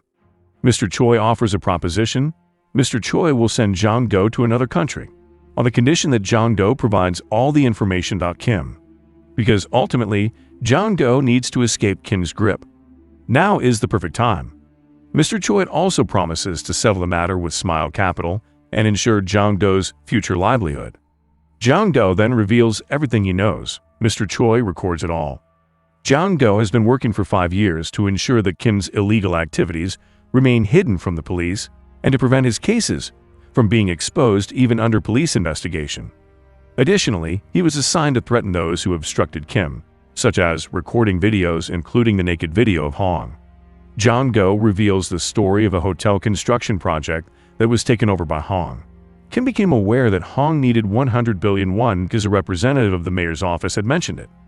Due to the pandemic, the government was seeking someone willing to continue the construction. This news reached Kim's ears. Kim then had a dream of establishing a casino, and the mayor had already given permission for it. However, Hong canceled the collaboration with Kim, and Jong-do was ordered to threaten Hong. Apart from Hong, there are already 50 individuals whose nude videos are in Kim's possession. Kim believes that people's weaknesses can be turned into money. The data is stored in a highly advanced German-made safe, and only Kim can open it. The safe is connected to a mobile application, and if there are any issues, its contents will be destroyed by fire. Meanwhile, cases involving matters of life and death were assigned to Kim's strongest subordinate. About 3 years ago, Jong-do witnessed Kim beating someone to death and then ordered his strongest subordinate to dispose of the body. Upon further investigation, it was revealed that the body was placed in a tank filled with 3 tons of fish, making it untraceable and leaving no evidence of Kim's crime. Once all of Kim's crimes are exposed, Jong-do will be able to leave the country. He is not allowed to contact anyone as it could provoke Kim to find him. Jong-do will receive treatment at the hospital for the time being. His phone was taken. Mr. Choi then asked about the location where Kim keeps the gold. But Jong-do doesn't know. Only Kim's strongest subordinate knows. Kim only trusts his strongest subordinate. Their first meeting took place in prison, and they owe each other their lives.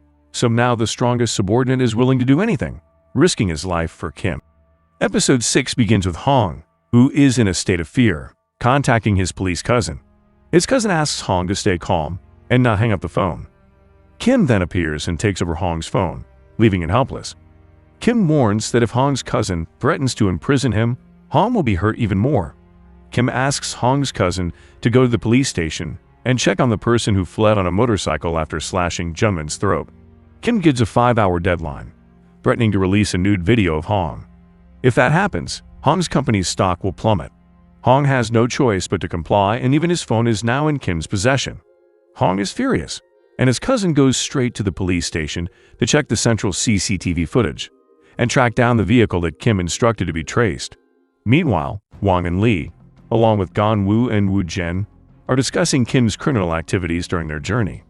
They realize that if they allow Kim to open a casino in the hotel, his illegal loan shark business will continue to thrive. Everyone trapped in his web will suffer, including influential individuals. On the other side, while Yeonju and Mr. Choi are in the car, Mr. Choi suggests taking a trip to Rome once they have defeated Kim and recovered the money he stole. Yeonju agrees and makes a promise. Meanwhile, Kim and his other men prepare for a surprise attack to avenge their fallen comrade. Hong's cousin still hasn't found the vehicle Kim is looking for and reports back. Returning to Mr. Choi, they discuss their future plans. They need to retrieve the memories stored in Kim's sophisticated German-made briefcase, as it contains threats against others. At very least, they need to destroy it, so that Kim can no longer make any more threats. Mr. Choi emphasizes the need for caution, as he believes that Kim is expanding his network and bribing the government. However, for now, they have succeeded with their initial plan. They gather together and share drinks, further strengthening their bond. Woo-jin becomes extremely drunk and falls asleep. Hwang and Lee chat outside. Lee receives a call from his wife but ignores it. He then reveals that he will become a father in 2 months, surprising and slightly irritating Hwang for not informing him earlier. Hwang tells him to go, as pregnant women need to be accompanied. Lee complies and orders a taxi. Meanwhile, Gun-woo returns to Mr. Choi, who is still worried. Mr. Choi admits that he lacks the courage because his body is already worn out, but he only wants to protect Yeonju. Mr. Choi recalls when Yeonju's father died by suicide. Mr. Choi saw young Yeonju and accidentally woke her up. Mr. Choi knew Yeonju's father because he was one of the people who borrowed money from him. Yeonju immediately burst into tears, realizing that her father would never come back. Mr. Choi tried to console her. After that, Mr. Choi asked his subordinates to take care of Yeonju. Mr. Choi also wanted to know the reason behind Yeonju's father's suicide. Yeonju's father used to work tirelessly for 24 hours, leaving only 3 hours for Yeonju. Mr. Choi also provided interest-free loans, and Yeonju's father borrowed money for Yeonju's recovery. It seems strange that Yeonju had already recovered, but her father ended up taking his own life. Eventually, Lee and Hwang visited Yeonju's house and met a neighbor there. They had a conversation with a woman who knew quite a lot about Yeonju's father. It turned out that Yeonju's father had always been helpful and not a bad person. It was discovered that the cause of his father's death was the relentless harassment from loan sharks. A month later, another person approached Mr. Choi to borrow money, claiming that their family was sick. Mr. Choi provided the usual interest-free loan. However, Mr. Choi later found out that the people who borrowed money from him without interest were approached by Kim, claiming that he was ordered to collect the debt. In reality, Mr. Choi had not given any such orders. Gun-woo also explained that his mother was deceived by Kim because the rules written were very small. Mr. Choi apologized and felt responsible for causing harm to many people. But Gun-woo didn't blame Mr. Choi. All the mistakes were caused by Kim. The one who should feel guilty is Kim, not Mr. Choi. Gun-woo promised to capture Kim and asked Mr. Choi not to blame himself anymore. Mr. Choi expressed his gratitude and offered to create a personal boxing facility for Gun-woo to train and become a professional boxer, and everything would be free of charge. Gun-woo was deeply touched and couldn't say anything but express his gratitude. On the other side, Hong's cousin finally obtained the vehicle that Kim was looking for. They headed to a store, and the cousin immediately provided the location to Kim, who was now prepared with his subordinates. Upon reaching the address, Kim quickly proceeded with his subordinates. 5 cars were mobilized as they arrived at Lee's store, finding no one inside. However, they discovered a photo of Lee and his wife, along with an identification document indicating an address of a house. Kim also uncovered the location where Mr. Choi had tortured Jang-do. Kim was starting to enjoy his game. He planned to capture Mr. Choi and then eliminate Jang-do, believing that Jang-do had already divulged all his secrets. Afterward, they proceeded to Lee's house in the morning while Lee and his wife were asleep. Lee's wife woke up and wanted to check on the situation. The person outside claimed to be a neighbor from the lower floor, stating there was a leaking water pipe that needed to be inspected. The wife, without suspicion, attempted to open the door. However, Lee appeared and stopped his wife. Sensing something was amiss, Lee decided to investigate further and instructed his wife to hide. Being pregnant, his wife wouldn't be able to escape. Lee told his wife to call the police if there were intruders in the house. His wife was puzzled, but Lee didn't have time to explain. Regardless of what happened, his wife must not open the door. She complied and Lee stepped out, attempting to wedge the door. Meanwhile, Lee's wife contacted the police, and Kim's subordinate had successfully broken a window to enter the house.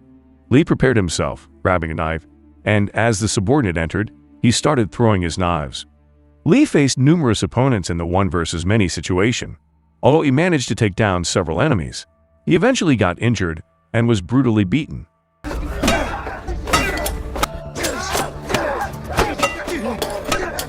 Kim's subordinates overwhelmed him, and Lee was defeated.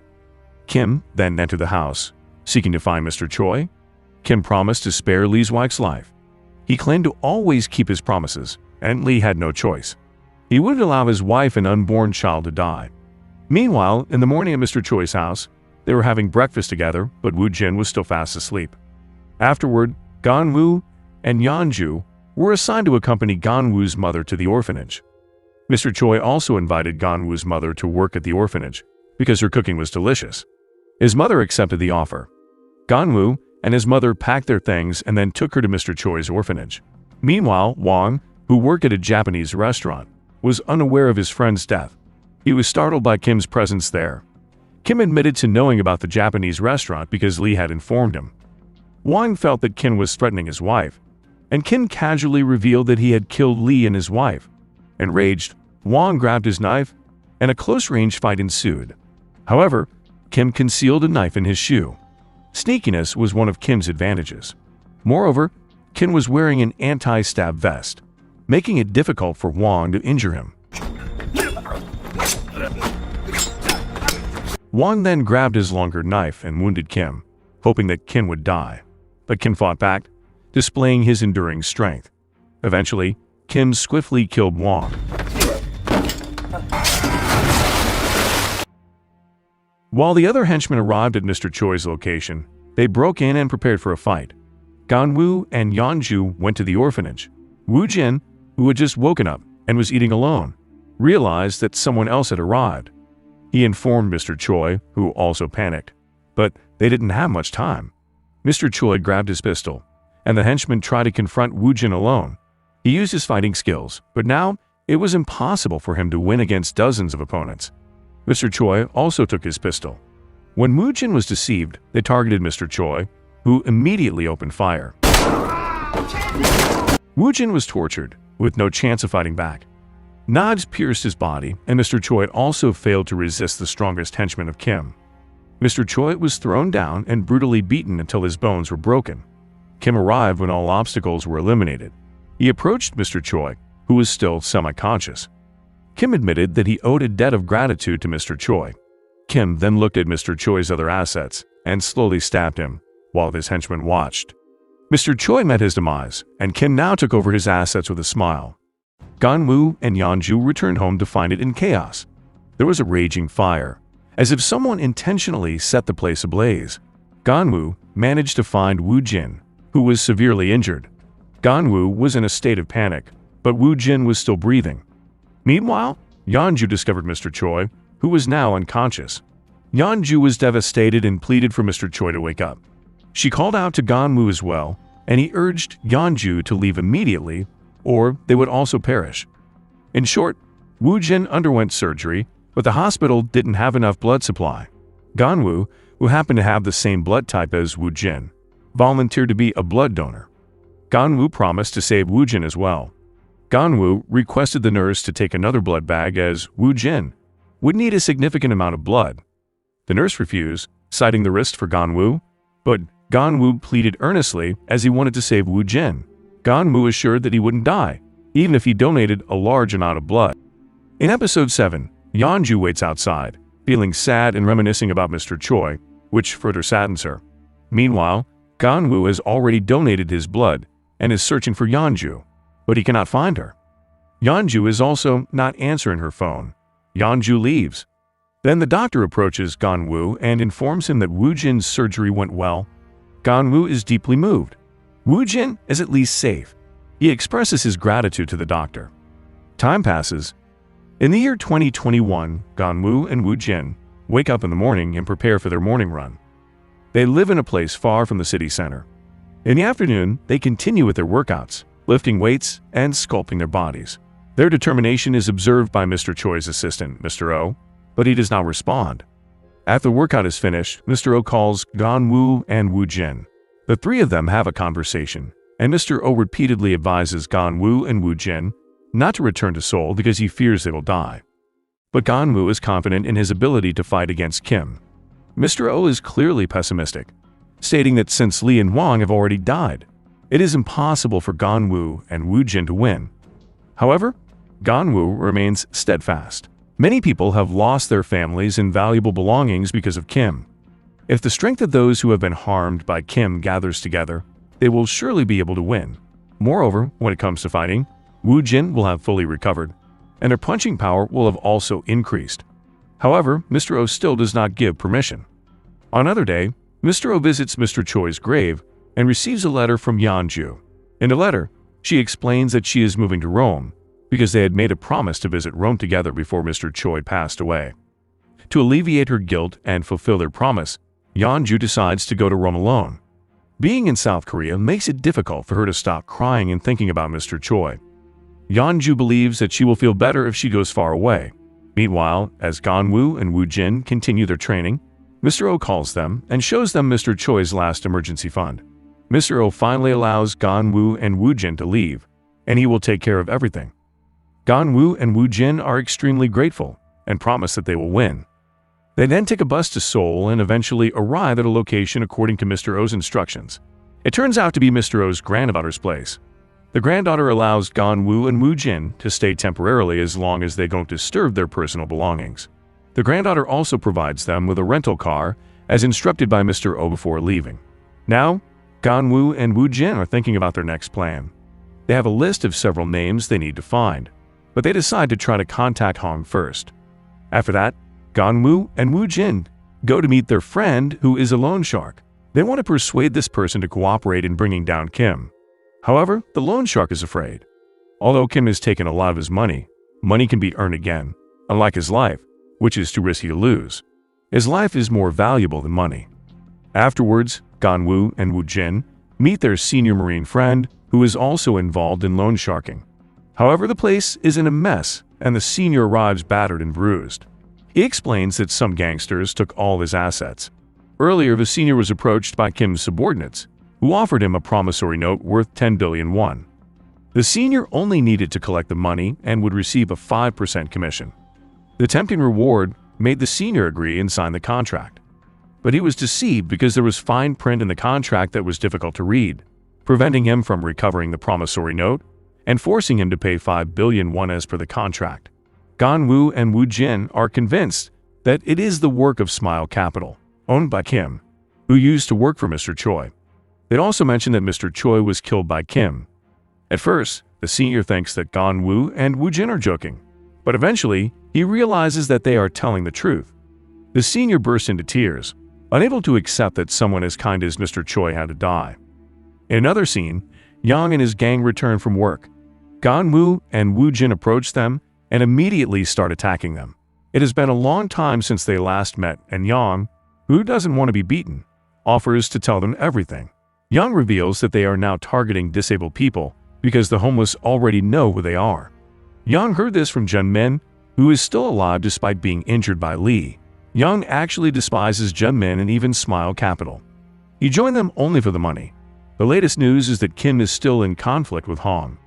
Kim becomes increasingly frustrated as Jong-do has disappeared, and there is no news about him, leaving Kim with no way to handle the police. During a brawl, Kim attacks someone in a bar, nearly breaking his hand. Kim manages to find a replacement for Jong-do, but doesn't disclose this information to anyone, as Kim no longer trusts anyone. Now, Kim wants to take over the golf course land. That's why Yang and his gang are forced to work extra hard. Afterward, Woo-jin takes a photo of Yang's face, knowing that if the photo falls into Kim's hands, Yang will be killed. Yang doesn't mind and even offers his help if Gun-woo and Woo-jin need assistance regarding Smile Capital. Yang hopes for Kim's downfall. Afterwards, Gun-woo and Woo-jin search for information about Hong. Using Mr. Oh's granddaughter's computer, they access Hong's Instagram account and send him a DM. Hong is currently being brought to meet with Kim and is extremely scared. Kim is furious because Hong still hasn't signed the contract. Hong explains that his father forbids him from doing so, but Kim doesn't accept any excuses and beats Hong. Kim even threatens to throw Hong off the building. Kim gives Hong one last chance to sign the contract immediately. If he refuses, Kim will spread Hong's nude video, kill him, and make it look like a suicide due to embarrassment. Hong reluctantly agrees, understanding the consequences. He goes home feeling powerless, and in the midst of his helplessness, he receives a message on Instagram from Gun-woo and Woo-jin offering to help capture Kim. Thinking it's just a joke, Hong shows the message to his cousin. Gun-woo and Woo-jin mention the existence of Hong's nude video that Kim keeps in a safe. Upon learning this, Hong agrees to meet with Gun-woo and Woo-jin first. They need to resolve the issue before signing the contract. In short, Hong invites Gun-woo and Woo-jin to a bar, and they drink together.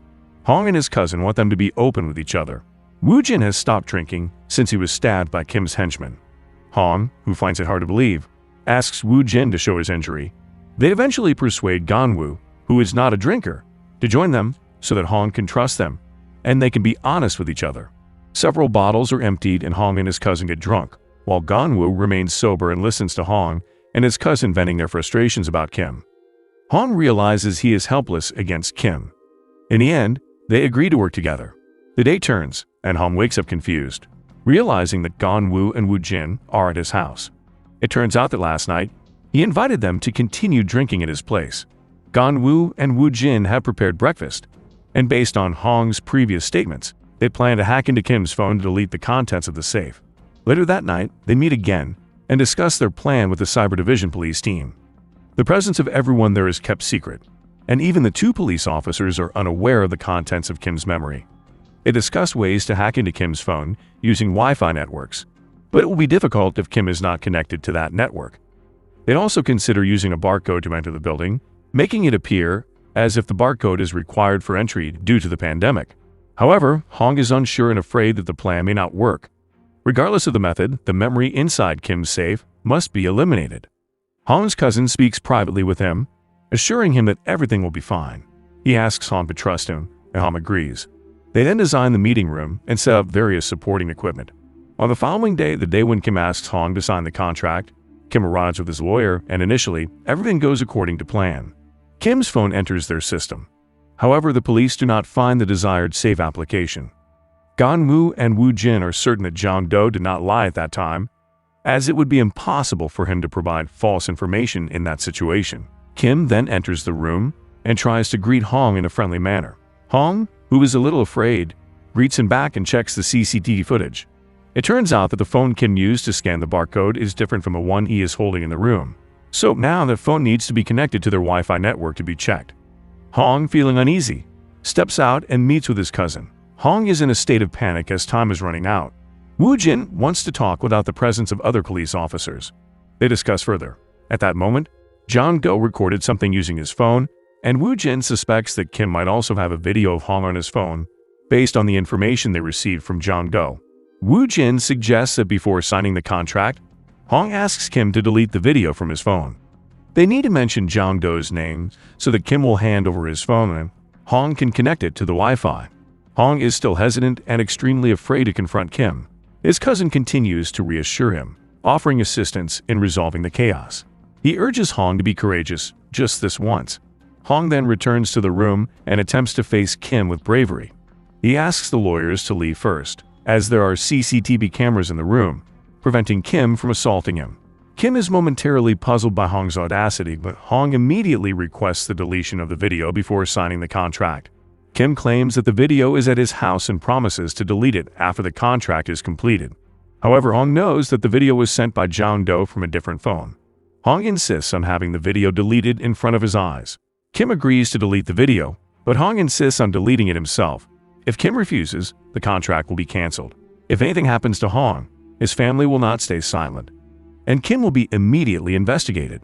All illegal activities will come to an end. Kim is impressed by Hong's courageous challenge. He remarks that he learned manipulation from Kim. After Kim hands over his phone, Hong swiftly connects it to the Wi-Fi network. They check the hidden app, which turns out to be on Kim's phone. Hong returns the phone to Kim and agrees to proceed with the contract, while the team behind the scenes is now in the process of burning the contents of the hidden app. From a distance, the safe in Kim's house starts operating. The burning process is completed, and they are elated. Hong's cousin expresses profound gratitude to Gun-woo and Woo-jin, promising to ensure that Kim is imprisoned. After the meeting with Kim, Hong also expresses gratitude to Gun-woo and Woo-jin. Following that, Gun-woo and Woo-jin return home, reminiscing about the gold that Mr. Choi had mentioned, with only Kim's strongest henchman knowing its location. Their next plan is to find out the whereabouts of the gold, since it rightfully belongs to Mr. Choi. Meanwhile, Kim and his henchmen return home, intending to celebrate, but they suddenly smell something burning. Kim becomes panicked and investigates further. His hidden vault is on fire, leaving Kim furious and canceling the party. Among the burned items, there is another victim's phone. Kim takes one of them and contacts a police officer, requesting the officer to examine the phone. He promises to pay the officer 3 times the usual amount, and the police officer agrees to the deal. In episode 8, Kim's subordinate, who is a police officer, receives Mr. Choi's phone. There are still traces of blood on it, and when he tries to investigate further, Hong's cousin arrives. The police officer claims to be looking for a place to live with his wife, and Hong's cousin takes the opportunity to explain the case he is handling, involving a loan shark who records videos for blackmailing purposes. Hong's cousin asks the police officer to further investigate the matter, and the officer agrees. After Hong's cousin leaves, the police officer contacts Kim and explains what Hong's cousin said. Kim believes that there is a group of people informing Hong's cousin. Kim offers to pay the police officer 100 million won if he can find that group. The police officer is also assigned to locate Mr. O by tracking credit card usage. Kim is convinced that the burnt memory was leaked by Jang Do when Mr. Choi captured him in the past, and now he must be working with Hong. However, Kim is not foolish as he has backed up all the data on his laptop. Kim's wife suggests scaring Hong and implying that the video still exists to prevent Hong from causing more chaos. Kim agrees to the plan. On another day, Kim's subordinates traced Mr. O's whereabouts through credit card transactions. They inquired at various shopping places, but not many people recognized Mr. O due to everyone wearing masks. They resorted to violence against those who claimed not to know. Eventually, they came across a grocery store where someone knew Mr. O. One of Kim's subordinates pretended to be sending a wedding invitation, and the store owner provided them with Mr. O's address. In short, they'd arrived at Mr. O's place. At a different time, Yang meets Gun-woo and Woo-jin, bringing documents belonging to Kim's strongest subordinate. They feel awkward because Yang actually wants payment for the documents. So, Gun-woo gives Yang one bill as requested. After giving the money, Gun-woo and Woo-jin leave. Yang is quite disappointed because they were only given 10,000 won, whereas the bill he meant was 1 million won. Then Gun-woo and Woo-jin use Mr. O's granddaughter's computer. The granddaughter immediately approaches and asks Gun-woo and Woo-jin not to use her computer again. She asks them to go to an internet cafe instead, but suddenly a call comes in from Kim's strongest subordinate. Gun-woo and Woo-jin are surprised and confused about how that person knows their number. Kim's subordinate sends them a photo of an injured Mr. O. Mr. O's granddaughter panics, and she answers the call from Kim's subordinate. They are instructed to come to the mall within an hour, and if they contact the police, Mr. O will die. The granddaughter defiantly declares that it is that person who will die. She then prepares to go to the mall, getting her bow and arrow ready. Gun-woo and Woo-jin also prepare themselves. Wanting to go together, they hesitate because they doubt they can win against dozens of people along with Kim's strongest subordinate. They need assistance, so they contact their senior. Mr. O's granddaughter, who is ready to go, confuses Gun-woo and Woo-jin even more. Mr. O's granddaughter wants to save Mr. O, but Gun-woo and Woo-jin forbid her because it is very dangerous. However, due to Mr. O's granddaughter's excellent archery skills, Gun-woo and Woo-jin can't say anything further. Mr. O's granddaughter joins them. Gun-woo contacts their senior, who agrees immediately because he still owes a debt of gratitude to Mr. Choi and Mr. O. He then prepares himself for the fight. Gun-woo and Woo-jin meet him in front of the mall. They plan to divide the tasks of attacking Kim's subordinates. Mr. O's granddaughter will be with his senior on the upper route, while Gun-woo and Woo-jin will take the lower route. The arrival of Gun-woo and Woo-jin is immediately greeted by a considerable number of Kim's subordinates. Without revealing Mr. O's whereabouts, they launch an attack. Gun-woo and Woo-jin's strength is much stronger than before, and a fierce battle ensues.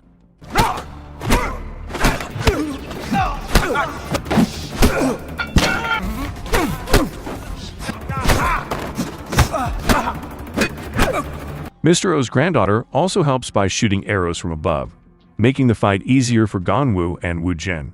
However, there is another subordinate who tries to attack Mr. O's granddaughter, which is noticed by the senior. As a result, he fights against that person who approaches. The one-on-one battle is intense. Below, Kim's strongest subordinate approaches Gun-woo, but Gun-woo can fight him more easily, thanks to his training that has not been in vain.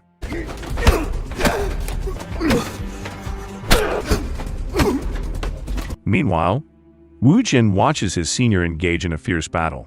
The senior's hand is almost broken, but Woo-jin arrives and continues the fight. Mr. O's granddaughter has run out of arrows. She approaches the senior and invites him to leave. Meanwhile, Gun-woo finally manages to render the strongest subordinate unconscious.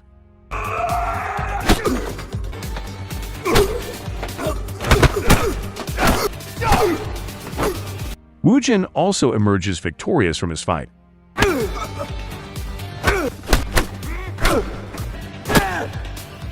After everything was settled, they woke up one of Kim's henchmen and wanted to know the whereabouts of Mr. O. The senior injured him with an arrow, and because the henchman remained silent, the senior threatened to destroy his PP. The henchman then revealed the location of Mr. O. Afterward, they placed the henchman, including Kim's strongest subordinate, into the trunk of the car belonging to the senior. Due to the senior's injured hand, the next part of the journey was only undertaken by Gun-woo and Woo-jin and Mr. O's granddaughter. The senior was assigned to find the whereabouts of the gold owned by Mr. Choi and kept by Kim. They then separated. Meanwhile, Hong's cousin continues to investigate the evidence against Kim until he receives a call from Gun-woo informing him that Kim has kidnapped Mr. O. Gun-woo requests police assistance to come and explain Mr. O's whereabouts based on the information they obtained from Kim's defeated henchmen. Hong's cousin agrees to help. Gun-woo then shares the location of Mr. O with him. After that, Hong's cousin contacts the police officer working for Kim. He explains the case of Kim's abduction, and the police officer immediately contacts Kim to warn his henchmen that the police are on their way. The henchmen quickly scramble to clean up everything before the police arrive. Subsequently, the police arrive first and proceed to check the specified location. Gun-woo, Woo-jin, and Mr. O's granddaughter arrived at the location and were approached by Hong's cousin, who informed them that Mr. O was not found there. It turned out to be a regular fish farming place. They then showed the captured member of Kim's gang to Hong's cousin, who questioned them about Mr. O's whereabouts. The gang member confirmed that Mr. O was at that location. This confused the police as it seemed someone had tipped off Kim. Gun-woo speculated that it was the escaped gang member from the previous mall fight. Hong's cousin assured them that he would take care of the situation and asked Gun-woo and Woo-jin to go back home, while Mr. O's granddaughter was still worried about her grandfather's well-being. Meanwhile, the senior is at his location, beating the strongest member of Kim's gang. The senior wants to know the whereabouts of Kim's gold. However, the gang member laughs and refuses to reveal anything. Gun-woo and Woo-jin arrive at the senior's location and are puzzled by the dead end they have reached. Suddenly, the gang member bites his own tongue, causing panic among the others. They all try to stop the gang member's self-harm. Gun-woo requests an ambulance to be called since they cannot let someone die. Even if the gang member dies, they still won't obtain the safe. Eventually, an ambulance arrives to pick up the injured gang member. In the following day, Hong's cousin, who wanted to order his usual coffee, met a new employee. This employee turned out to be one of Kim's henchmen, who was preparing his order. At the same time, Hong received a nude video of himself from Kim, which made him even more furious. He immediately reported it to his cousin, emphasizing that Kim still had the compromising video. However, Hong's cousin realized that he was being poisoned, so he rushed to the coffee shop and discovered that the real employee was tied up and unconscious. In a critical condition, Hong's cousin desperately searched for a way to survive. Eventually, he managed to reach another shop and asked for salt. Using the salt, he induced vomiting to get rid of the poison. Meanwhile, another police officer who had previously helped Hong was stabbed by one of Kim's henchmen at a bathhouse. The female police officer who had assisted Hong also had the same fate, being fatally struck by a truck. Suddenly, Mr. O's phone number contacted Gun-woo and Woo-jin. However, Kim seized Mr. O's phone and demanded a meeting at the fish farm at 9 p.m. if they were to report to the police. Mr. O would truly be killed. To prove that Kim was serious, he had already eliminated Hong's cousin and the two other police officers who had helped them. And if Gun-woo continued to cause trouble, Kim threatened to kill his mother as well. The call ended, and Hong's cousin could no longer be contacted. And instead of endangering others again from now on, only the two of them would go. But it seems that Mr. O's granddaughter overheard and wanted to join in rescuing her grandfather. Gun-woo and Woo-jin had a discussion together. Gun-woo did not want to bring Mr. O's granddaughter along, as it reminded them of Yeonju. If they didn't save Mr. O, the granddaughter would end up like Yeonju. However, Woo-jin reassured him that they would succeed, as they were not united before. Now, they were also stronger than before. Woo-jin invited Gun-woo to unite their strengths and save everyone. Gun-woo agreed. That night, the three of them arrived at the fish farm. And to avoid suspicion, Mr. O's granddaughter was dropped off far from the meeting place. After that, Gun-woo and Woo-jin headed to the fish farm. One by one, Kim's subordinates appeared. Mr. O and Kim stood before them. Kim's subordinates were ordered to kill Gun-woo and Woo-jin. They faced a fight against many opponents in the dimly lit place. With makeshift weapons, they fought against Kim's subordinates, who were armed with sharp weapons.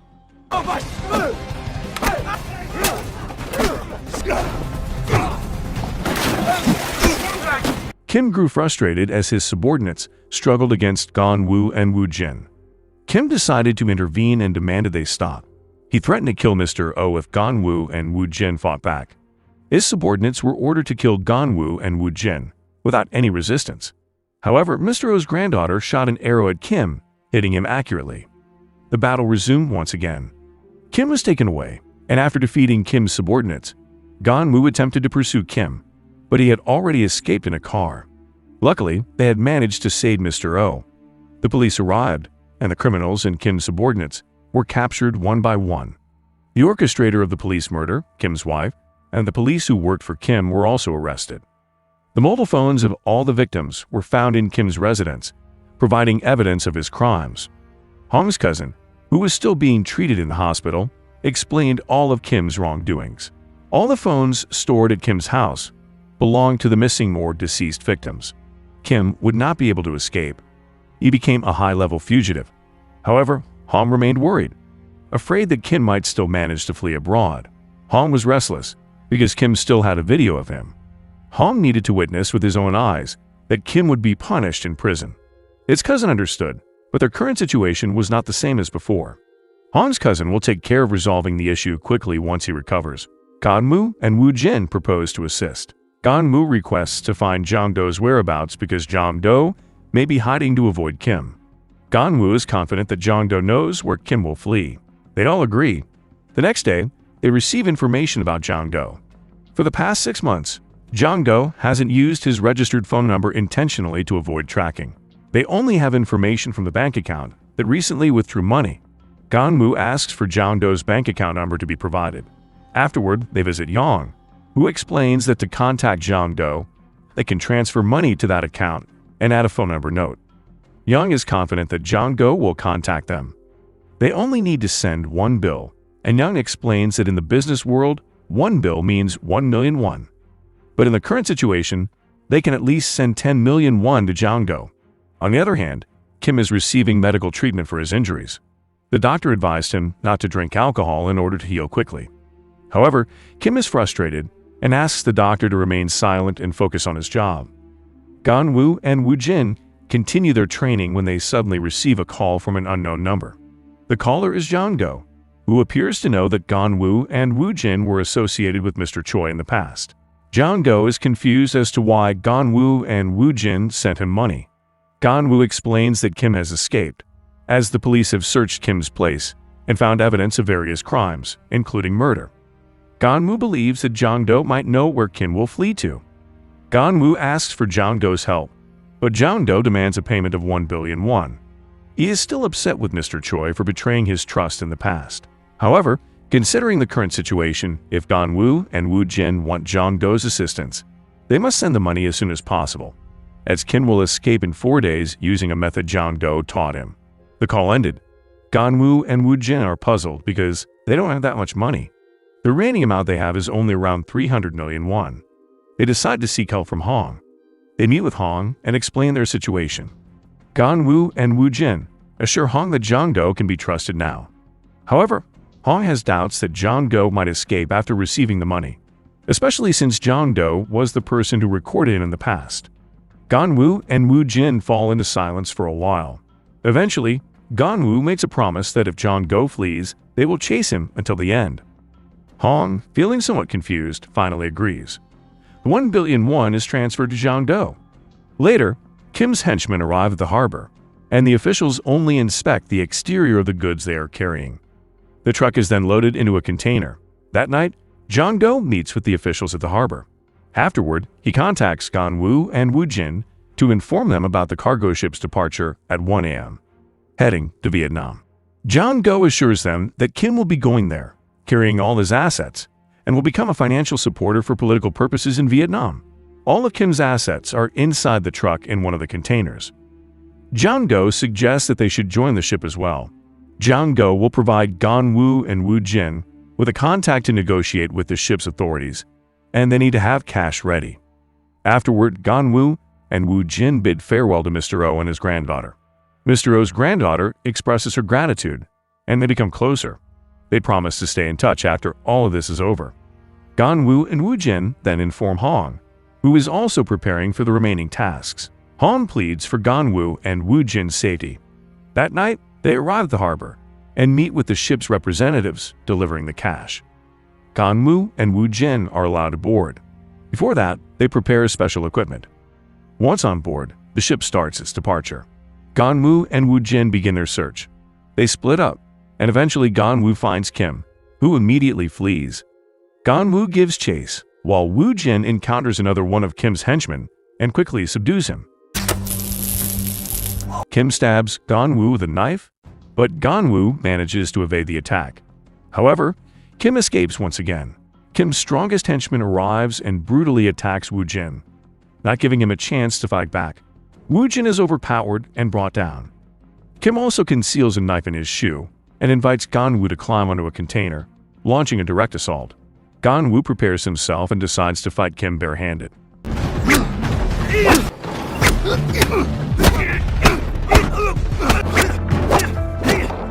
Meanwhile, Woo-jin regains his strength and fights back against the henchmen. The one-on-one battles are intense and evenly matched. Gun-woo even manages to dominate his fight against Kim. One of Kim's henchmen strikes the metal wall of the container, creating an opening for Woo-jin to defeat him.